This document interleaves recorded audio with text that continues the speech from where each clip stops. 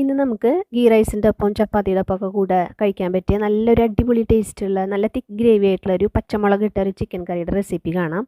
അപ്പോൾ അതിനായിട്ടൊരു പാൻ വെച്ചിട്ട് അതിലേക്ക് ഓയിൽ ഒഴിച്ചു കൊടുക്കാം. പിന്നെ അതിലേക്ക് 1/2 ഇഞ്ചിൻ്റെ വലുപ്പത്തിലുള്ള ഒരു കറുവാപ്പട്ടയും പിന്നെ 2 ഏലക്കായ 4 ഗ്രാമ്പു പിന്നെ ഒരു തക്കോലം ഇട്ട് കൊടുക്കാം. പിന്നെ 1/2 ടീസ്പൂൺ മുഴുവൻ മല്ലി ഇട്ട് കൊടുക്കാം.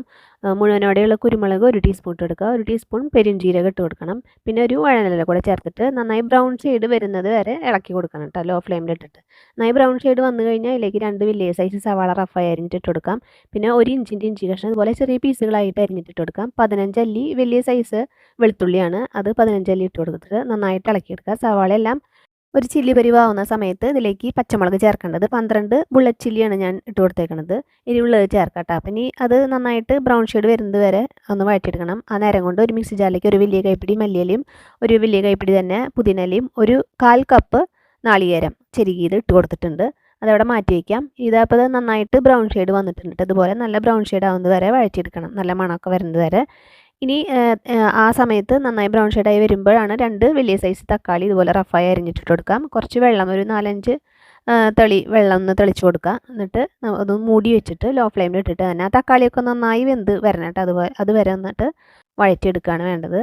അപ്പോൾ അത് തക്കാളിയിൽ നന്നായി വെന്ത് വന്നിട്ടുണ്ട്. അത് ചൂടാറാൻ മാറ്റി വയ്ക്കുക. ചൂടാറിയതിന് ശേഷം നമ്മൾ നേരത്തെ എടുത്ത് വെച്ചിരിക്കുന്ന ആ മല്ലി ഇലകളില്ലേ, അതിൻ്റെയൊക്കെ ഒപ്പം നാളികേരത്തിൻ്റെ ഒപ്പം ഇത് ഇട്ടിട്ട് അരച്ചെടുക്കുക. വെള്ളം ചേർക്കേണ്ട ആവശ്യമില്ല കേട്ടോ. അതുപോലെ നല്ല ഫൈനായിട്ട് അരച്ച് മാറ്റി വയ്ക്കുക. ഇനി ഒരു കുക്കർ എടുത്തിട്ട് അതിലേക്ക് നന്നായി വെളിച്ചെണ്ണ ഒഴിച്ചു കൊടുക്കുക.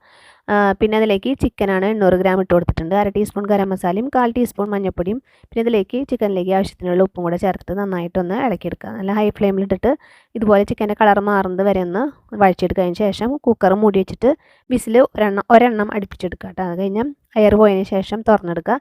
പിന്നെ അതൊന്ന് ഫ്ലെയിം ഓൺ ആക്കുക വീണ്ടും. എന്നിട്ട് നമ്മൾ നേരത്തെ അരച്ച് വെച്ചിരിക്കുന്ന ഒരു അരപ്പ് ഇതിലേക്ക് മുഴുവനായിട്ട് തന്നെ ഇട്ട് കൊടുക്കുക. എന്നിട്ട് നന്നായിട്ടൊന്ന് ഒരു മിനിറ്റൊക്കെ ഒന്ന് നന്നായിട്ട് ഇളക്കി കൊടുക്കുക.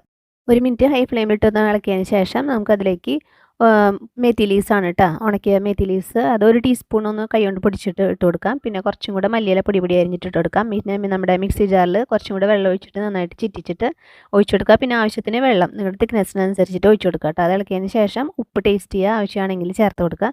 ഇത് നന്നായി മിക്സായി ഒന്ന് നല്ല തിള വന്ന് കഴിഞ്ഞിട്ടുണ്ടെങ്കിൽ ഫ്ലെയിം ഓഫ് ചെയ്യാം. നല്ലൊരു ടേസ്റ്റുള്ള കറിയാണ് കേട്ടോ. നമ്മൾ എല്ലാവരും ട്രൈ ചെയ്ത് നോക്കിയിട്ട് അഭിപ്രായങ്ങളെല്ലാം ഷെയർ ചെയ്യാൻ മറക്കരുത്.